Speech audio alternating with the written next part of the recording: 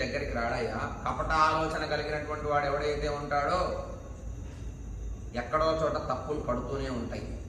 అంతేకాదు అతని మాటల్లో నాకెక్కడా దోషం కనబడటం లేదు, ఇందులో సందేహమే లేదని హనుమంతుడు తేల్చేశాడు ఒక మాట.